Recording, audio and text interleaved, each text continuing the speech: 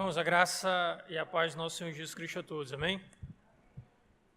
Queria convidá-los a abrirem essa noite a Sagrada Escritura, no capítulo de número 13 do Evangelho que escreveu João.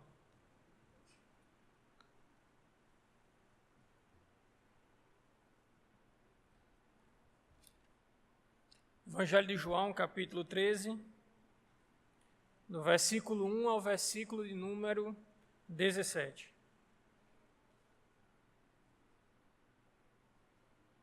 O tema da minha mensagem está aí, já no slide, servindo de uma forma que agrade a Deus. É sobre isso que eu quero meditar nessa noite com os queridos.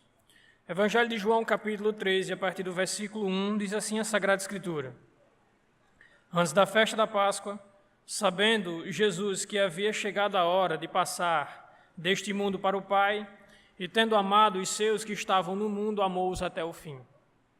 Enquanto jantavam, o diabo já havia posto no coração de Judas, filho de Simão Iscariotes, que o traísse.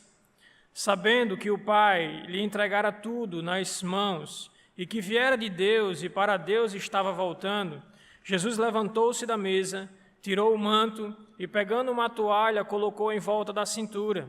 Em seguida, colocou água em uma bacia e começou a lavar os pés dos discípulos e a enxugá-los com a toalha que trazia em volta da cintura.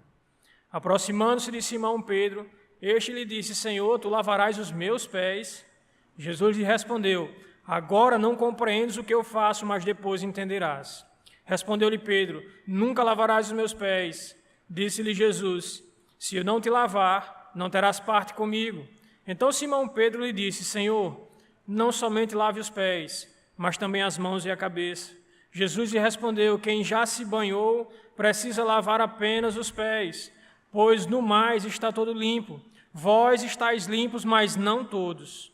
Pois ele sabia quem o iria trair, por isso disse que nem todos estavam limpos.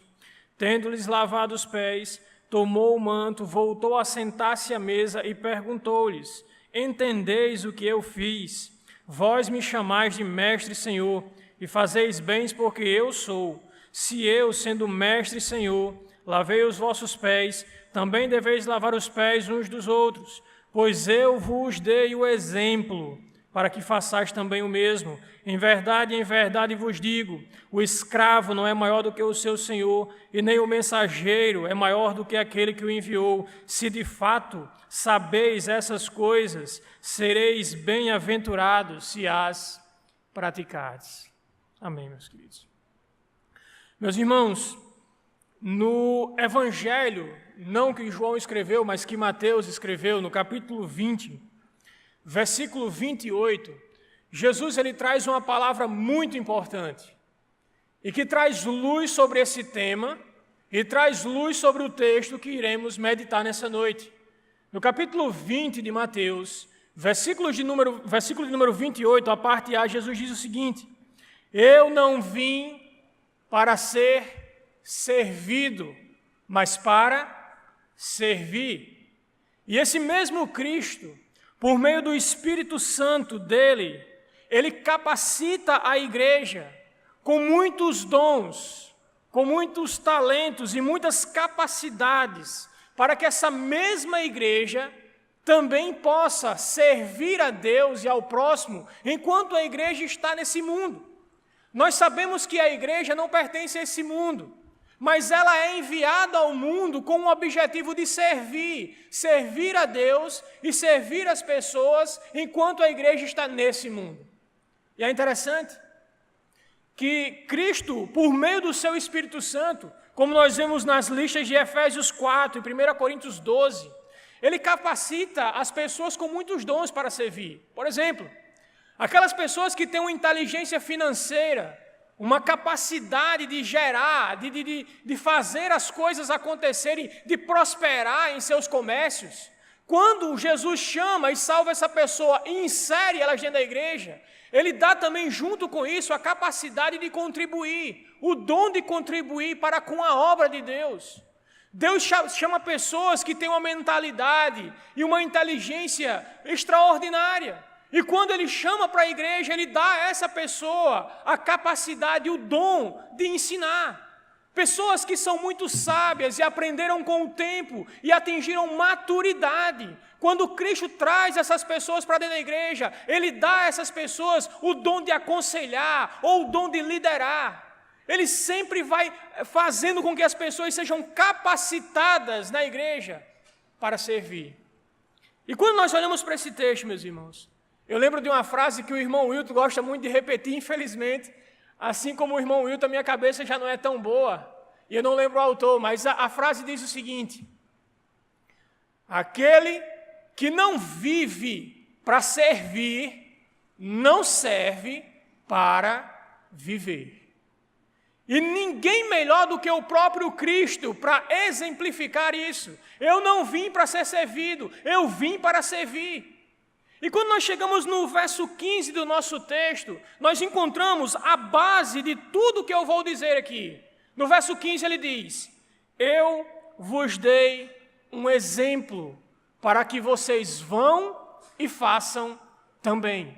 E a partir desse exemplo de Cristo, no capítulo 13 de João, a partir desse exemplo magnífico de servir, de um servir que agrada a Deus, eu quero destacar, meus irmãos, 3 importantes princípios que esse texto, que o exemplo do nosso Senhor e Mestre nos deu nesse texto, para que nós possamos servir de uma forma que agrade a Deus.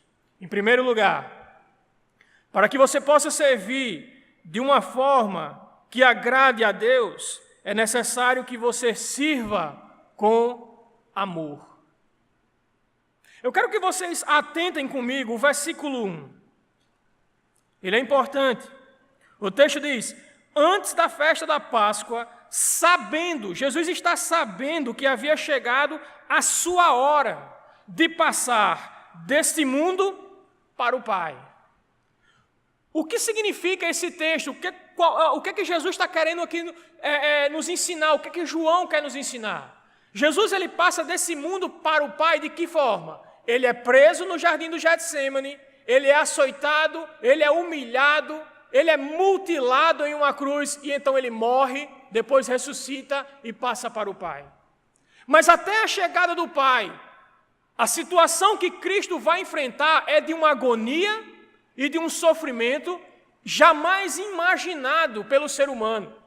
Talvez alguém que foi crucificado, e muitos cristãos foram crucificados na antiguidade, sabem o que Cristo sentiu fisicamente, mas duvido muito que eles saibam da agonia verdadeira da cruz, quando Cristo sofre debaixo da ira de Deus, condenado pelo meu e pelo seu pecado. Esse tipo de sofrimento, só aqueles que forem desobedientes, só aqueles que forem pessoas obstinadas e que não se arrependam experimentarão no inferno.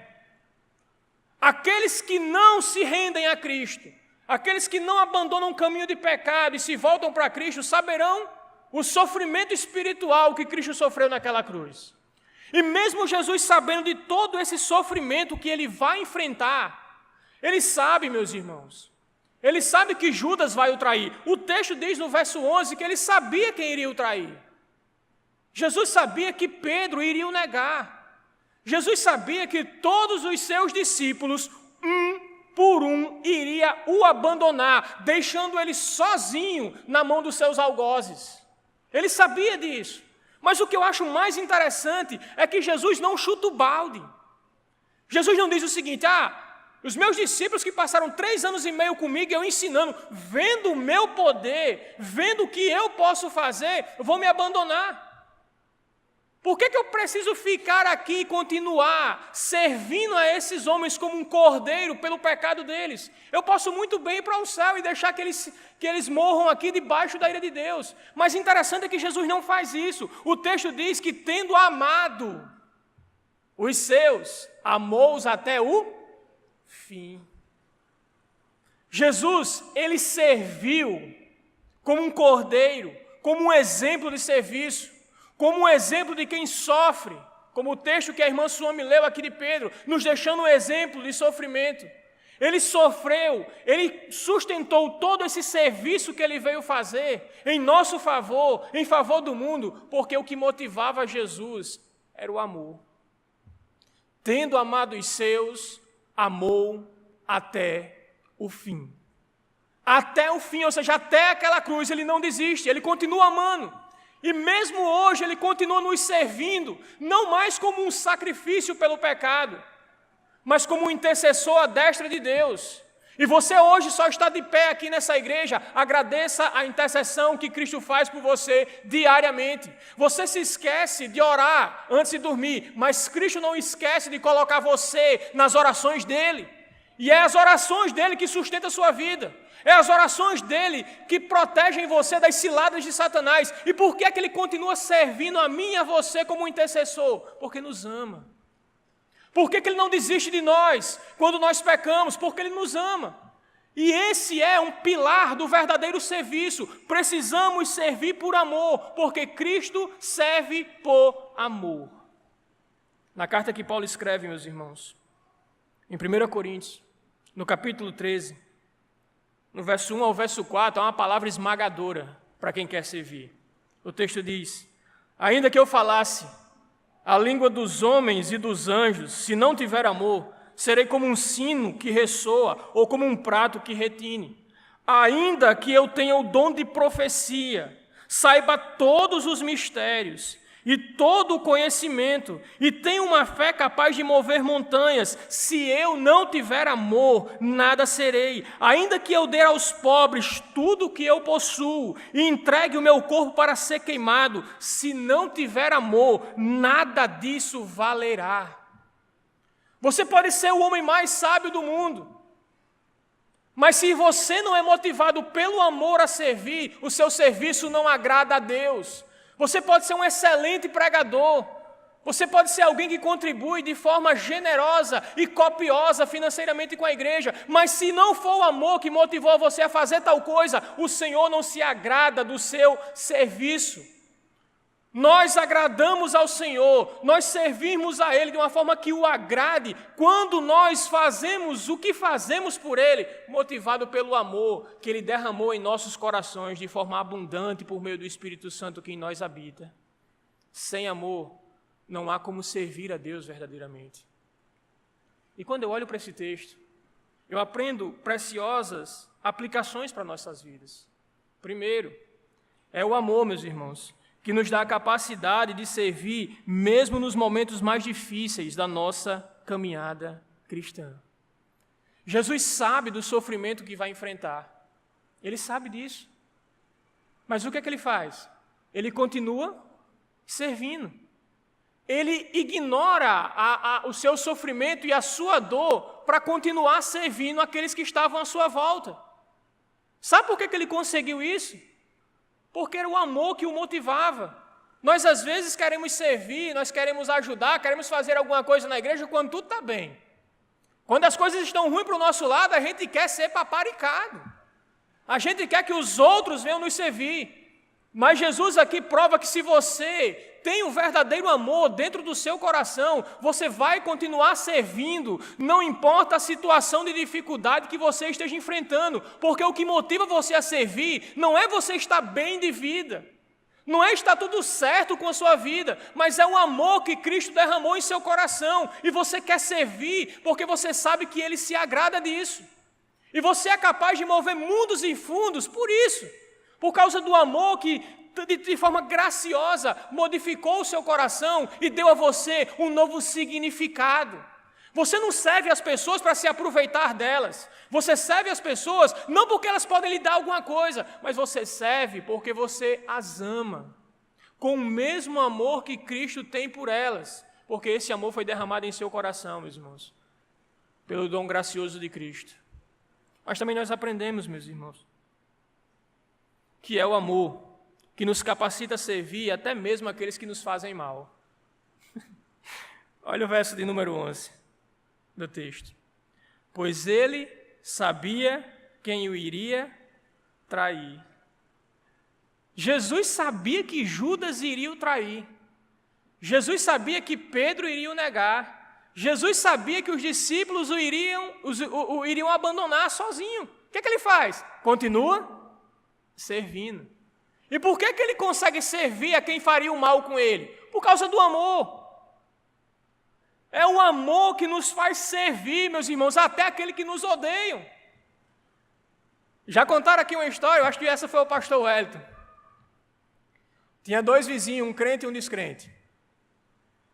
O crente, muito carrancudo, o vizinho descrente queria pegar no pé dele, todo dia rebolava um balde de lixo no muro do crente. O crente ia lá encabulado, pegava o balde de lixo, juntava com o lixo dele e rebolava de volta para o muro do vizinho. E isso se perpetuou por muitos dias. Um dia o crente foi na igreja, ele escutou um sermão dizendo que ele precisaria amar até os inimigos. O crente volta transformado. No outro dia, o que acontece? O vizinho joga um lixo podre no muro do crente. O crente olha para o lixo, sente uma vontade ali de descontar, mas se lembra que Cristo manda servir e amar até aqueles que nos odeiam. O crente pega o lixo, embrulha o lixo, dá um banho naquele balde e deixa o balde brilhando. Arrodeia lá para bater na porta. Quando bate na porta, o cara olha no rótulo, vê que é o crente e já sai para dar um murro nele. Só que na hora que ele abre a porta, o crente diz: o senhor deixou o seu balde cair no meu muro. E eu acho que o senhor não tinha intenção disso. Então eu recolhi o lixo e percebi que o balde do senhor estava um pouco sujo, então eu dei uma limpada nele, está aqui o seu balde. Resultado, aquele homem foi impactado. Como é que um cara pode fazer isso para mim se eu fiz o mal para ele? A resposta é clara. A Bíblia ensinou a ele que ele deve amar os seus inimigos e deve servir a eles. Eu sei que é difícil, meus irmãos. Você acha que eu sou um Superman ou você acha que existe algum Superman aqui? Não, não existe não. Isso é só em contos de fada, isso é só em desenhos animados. Não é fácil servir e amar aqueles que nos odeiam, que nos fazem mal, mas ainda é uma ordem bíblica. Mas ainda é um exemplo a ser seguido. Jesus diz: eu deixei o exemplo para que vocês vão e façam a mesma coisa. Não é fácil, meus irmãos, não é fácil. Amar aquele que nos odeiam.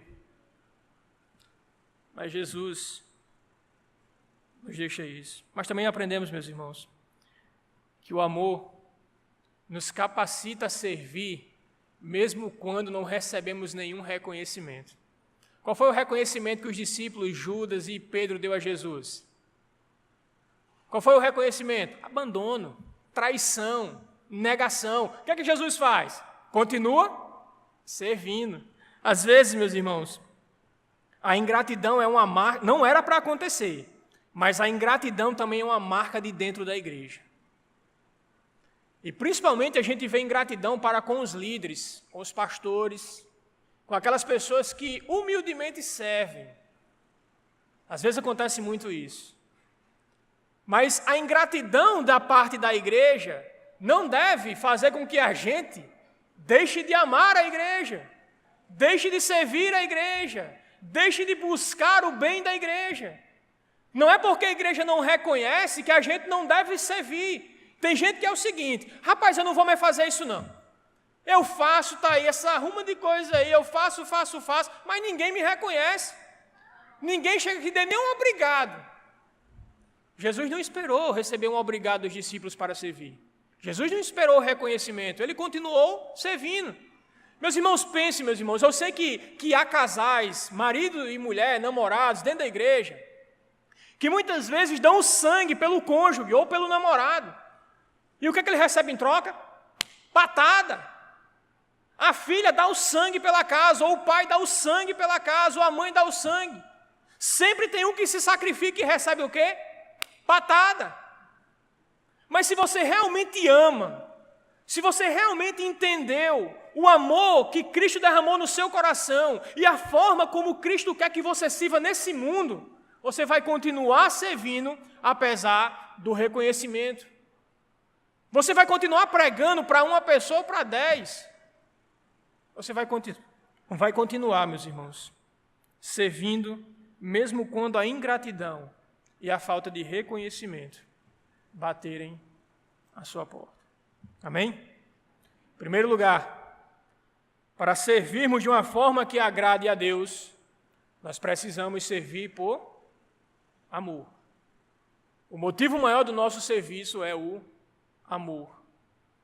Em segundo lugar, precisamos servir com humildade. Eu quero que os irmãos percebam os versos 4 a 7. O texto diz o seguinte: Jesus levantou-se da mesa, tirou o manto e, pegando uma toalha, colocou em volta da cintura. Em seguida, colocou água em uma bacia e começou a lavar os pés dos discípulos e a enxugá-los com a toalha que trazia em volta da cintura. Aproximando-se de Simão Pedro, este lhe disse: Senhor, tu lavarás os meus pés?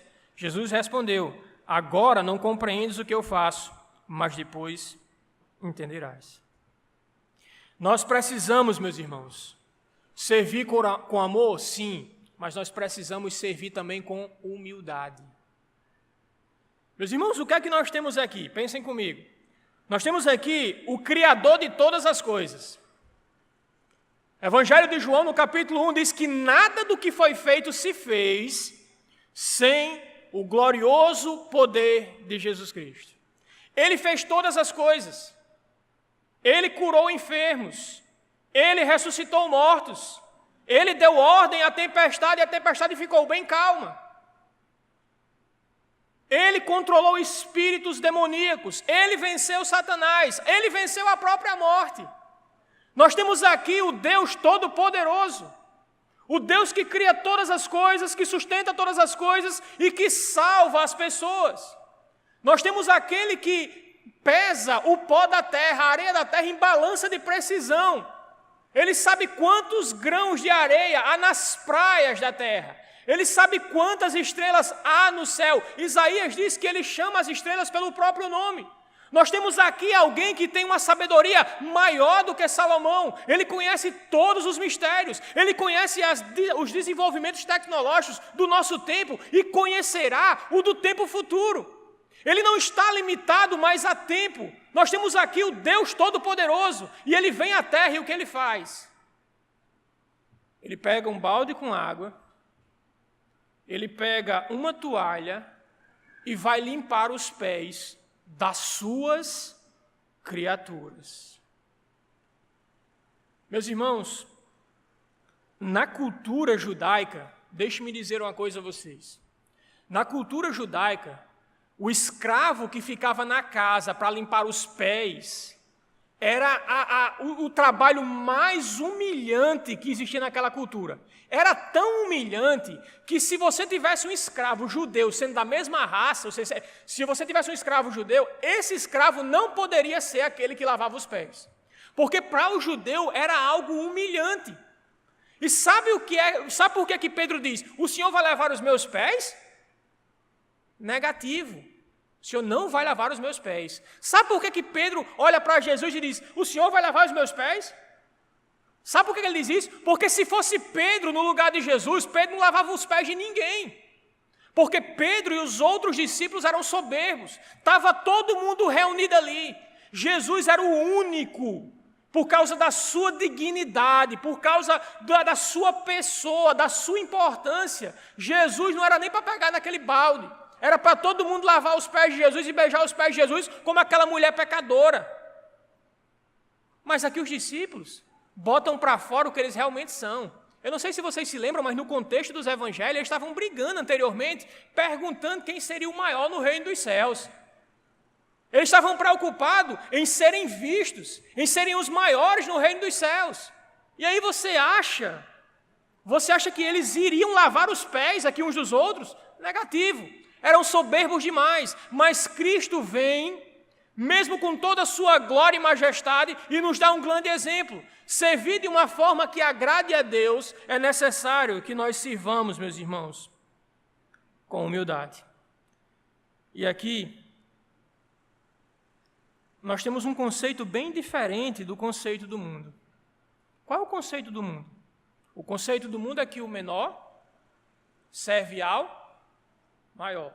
Na verdade, não serve, né? No mundo, o menor é pisado pelo maior. O menor é ignorado. Se você tem um poder aquisitivo maior, você simplesmente não quer nem sequer encostar com uma pessoa que tem um poder aquisitivo menor. Essa é a visão do mundo. Mas no conceito do reino de Deus, é diferente, Pedro. Veja o que diz os versos 13, meus irmãos, 13 a 16. O texto diz: vocês me chamam de mestre e senhor, fazeis bem porque eu sou. Se eu, sendo mestre e senhor, lavei os pés uns dos outros, deveis também lavar os pés uns dos outros. Pois eu vos dei o exemplo para que façais também o mesmo. Em verdade vos digo que o escravo não é maior do que o seu senhor, e nem o mensageiro maior do que aquele que o enviou. Eu vos dei o exemplo. Eu sou mestre e senhor e fiz isso. Vocês devem fazer a mesma coisa. Vocês devem servir com humildade. E aqui, meus irmãos, eu quero trazer duas aplicações muito interessantes. Primeiro, grave bem isso na sua cabeça. Na igreja, você nunca ocupará uma posição que lhe impeça de servir. Se o Deus Criador desce e serve, a sua posição na igreja, a sua posição na sociedade, a sua posição intelectual não é motivo para lhe impedir de você prestar um serviço a Deus. Não importa, meus irmãos, se você é um grande empresário, é um médico, é um lixeiro, um faxineiro, não importa. Se você está na igreja, a sua posição é de servo. O seu dever é servir. E aqui, meus irmãos, eu quero que vocês compreendam bem. Se há disponibilidade, se você vê o serviço e você tem disponibilidade, o trabalho é seu. O dever de servir é você. Não importa se você é professor de EBD, líder de louvor ou mesmo os pastores. Na igreja de Cristo não tem esse negócio de você chegar, não, isso daqui é trabalho para o pastor, não, isso daqui é trabalho para a zeladoria, não, isso daqui é trabalho para os líderes de congregação, não, isso daqui é trabalho de fulano de tal, de ciclano de tal, que ocupam os cargos da igreja. Não, se você olha, se você tem disponibilidade e se você vê o serviço e você tem capacidade para isso, você serve. Não importa a sua posição, não importa. Você precisa servir com humildade. Tudo o que temos, meus irmãos, é nos dado para servir. O verso 2 desse texto diz, o verso 3 diz o seguinte: sabendo que o Pai lhe entregara tudo nas mãos e que estava voltando para Deus, sabendo que o Pai lhe entrega tudo nas mãos. Cristo sabia que receberia uma autoridade suprema sobre tudo. Ele sabia que herdaria um nome que estava acima de todo nome. O que é que ele faz? Ele serve.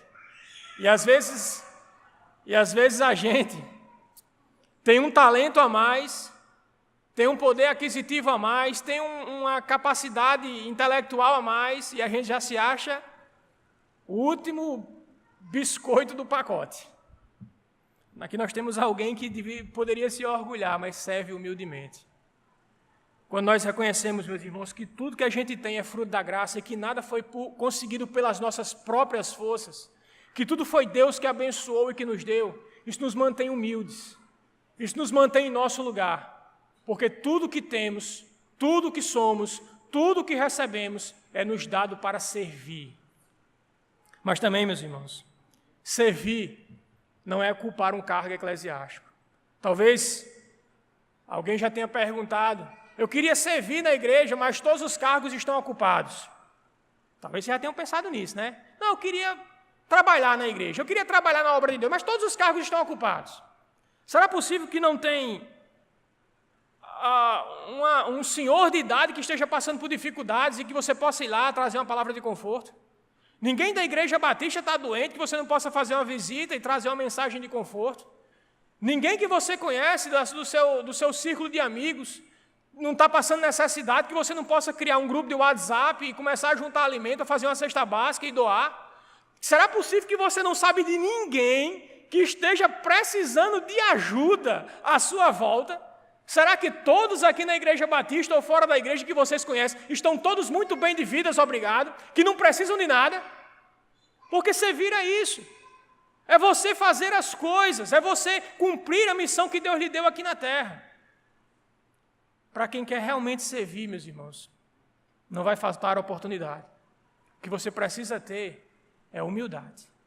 Você precisa servir com humildade. E para a gente caminhar para o final, meus irmãos, nós aprendemos esse texto ainda, o terceiro princípio.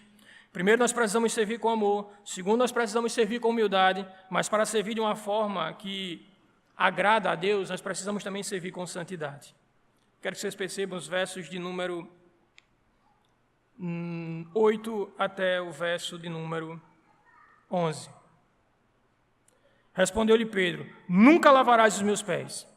Disse-lhe Jesus: se eu não te lavar, não terás parte comigo. Então Simão Pedro lhe disse: Senhor, não lave somente os pés, mas também as mãos e a cabeça. Jesus lhe respondeu: quem já se banhou precisa lavar apenas os pés, pois no mais está limpo. Vós estáis limpos, mas não todos, pois ele sabia quem o iria trair. Por isso disse que nem todos estavam limpos. Meus irmãos, Jesus ele está aqui ainda tentando ensinar para aqueles homens egocêntricos o papel de que eles devem servir com humildade. Só que Pedro, ele se recusa. E nós devemos agradecer pela recusa de Pedro, sabe por quê? Porque quando Pedro se recusa a deixar Cristo lavar os pés, Jesus ele traz aqui um ensino e um princípio que é necessário se nós quisermos servir de uma forma que agrade a Deus. Para que você possa servir de uma forma que agrade a Deus, você precisa servir com santidade. É o princípio da purificação aqui, que Pedro está com a capacidade intelectual distorcida, que não consegue compreender o valor espiritual dessa passagem. O que Jesus quer ensinar a Pedro aqui é que para ele que ele possa servir a ele precisa servir de uma forma limpa. Ele precisa ser purificado, não apenas pela obra salvífica dele, mas enquanto Pedro caminhar por esse mundo, a poeira que há no pecado desse mundo vai pegar nos pés de Pedro. E o que ele precisa fazer para tomar comunhão com Cristo naquela ceia? Ele precisa lavar os pés. Ele precisa ser lavado pela palavra de Deus. Ele precisa buscar uma vida de santidade. Sem santidade, ninguém verá a Deus. Pedro mostra uma incompreensão muito grande. Jesus disse: Pedro, o que eu faço agora você não entende, mas depois você vai entender. E Pedro disse: não, você não vai lavar os meus pés. Jesus queria ensinar a Pedro ali, o verso 12, vocês viram o que eu fiz, sendo mestre e senhor lavei os pés de vocês, vocês deveriam lavar os pés uns dos outros. Mas Pedro é impulsivo. Pedro sabe que aquele serviço ali é humilhante. Então a forma que Pedro aqui se opõe a Jesus revela um princípio magnífico de alguém que quer servir de uma forma que agrade a Deus. Ele precisa servir, meus irmãos, em santidade. Eu sei, meus irmãos, que a santidade ela é algo gradual, ela é algo progressivo, ela é algo demorado. Enquanto nós caminharmos desse mundo corrompido, nós estaremos sujeitos a pecar. E o pecado, quando não confessado, quando não abandonado, ele nos desabilita a servir de uma forma que agrade a Deus. Primeiro porque nós perdemos o nosso testemunho diante do mundo. Quando alguém que é crente, mas vive uma vida totalmente distante daquilo que a Bíblia prega que ele deve viver. Quando alguém vive afundado no pecado, de forma escancarada e muitas vezes tentando ocultar o pecado, ele nunca vai servir de uma forma que agrade a Deus. Vocês lembram no Antigo Testamento? Quando um sacerdote entra lá, ele tem que fazer o quê? Ele tinha que tomar um banho, tem que fazer um sacrifício pelo povo, por ele, para que ele pudesse entrar lá, para fazer o serviço dele. As coisas não mudaram muito. Nós precisamos ser santificados, banhados, regenerados pela obra do Deus Trino, pela obra de Cristo. Mas nós também precisamos purificar a nossa vida, limpar a nossa vida da poeira do pecado. É por isso que Cristo diz: olha, vocês já estão banhados. Quando Pedro sai de um extremo e vai para o outro, Jesus corta as asas dele. Pedro, você já foi banhado, Pedro. Pedro, você já foi regenerado, Pedro. Pedro, você já foi santificado, Pedro. O que você precisa agora é apenas limpar a poeira dos pés. O que você precisa agora é de purificação, Pedro. Não de salvação. Para me servir, para estar comigo, para ter comunhão comigo à mesa, Pedro. Você tem que ser santo. Você tem que tirar a poeira do pecado. E, meus irmãos, nós precisamos atentar para as preciosas lições que nós temos aqui nesse texto. Primeiro é que nós não temos como servir a Deus de uma forma que agrade a Deus e viver no pecado. Não tem como servir a dois senhores. Ou você serve a Deus, ou você serve ao pecado. E como eu falei, a santidade ela é algo gradual, meus irmãos, e nós precisamos de tempo para desenvolver a santidade. Quando você perde tempo com más companhias, quando você perde o precioso tempo que você tem com trivialidades, encosta sua Bíblia na parede, encosta os seus momentos de oração, deixa de ter comunhão com a igreja, deixa de buscar fortalecimento na palavra de Deus, você vai começar a definhar na santidade. Nós vivemos em uma guerra espiritual. O mundo quer destruir a nossa santidade. O mundo quer nos fazer, nos contaminar com as suas propostas. E nós precisamos estar firmes, ó Deus, firmes, buscando uma vida reta, buscando uma vida de crescimento espiritual, uma vida de santidade, pois sem santidade ninguém verá a Deus. Como Hebreus capítulo 12 vai dizer, o que dirá servir a Deus, servir a um Deus santo, vivendo no pecado? É impossível, não há como. Ou a presença de Deus na sua vida consome o pecado, ou o pecado na sua vida vai lhe distanciar da presença de Deus. Ou você mata o seu pecado diariamente, ou diariamente o seu pecado vai matar você, como já diria certo estudioso. Nós precisamos, para servir a Deus, nós precisamos servir com santidade. Não encubra os seus pecados. Embora o mundo não esteja vendo seu pecado, Deus está vendo. E esse pecado não confessado, esse pecado não abandonado, vai desqualificar você de servir a Deus, porque Ele vê o seu pecado. O que se faz num quarto escuro, Deus vê. O que se faz e o que se pensa no mais íntimo do coração, Deus vê. Arranque o pecado, seja santo todo o vosso procedimento, como Pedro disse. Não apenas o procedimento exterior, mas o procedimento interior. Não apenas as suas ações, mas os seus desejos. Purifiquem-se, busquem a santidade, porque só assim podemos servir de uma forma que agrade a Deus. Meus irmãos, eu quero concluir com o verso 17. Veja o que o verso 17 diz. Se de fato vocês sabem essas coisas, e que coisas aqui? Servir por amor, servir por humildade e servir com santidade. Se vocês sabem essas coisas, vocês serão felizes se as praticarem. Qual é o segredo da felicidade? Servir, não ser servido. Qual é o segredo da verdadeira felicidade? Uma conta grande no banco, uma casa maravilhosa, um carro novo, status social, beleza física, status intelectual, dinheiro, fama. Qual é o segredo da felicidade? Servir com amor, com humildade e com santidade. Se de fato vocês sabem essas coisas, vocês serão bem-aventurados se as praticardes. Meus irmãos, alguém já disse que na igreja existem 3 tipos de pessoas: os que trabalham, os que não trabalham e os que dão trabalho. Em que grupo você está? Eu poderia parafrasear. Na igreja há aqueles que servem, aqueles que não servem e aqueles que para nada servem.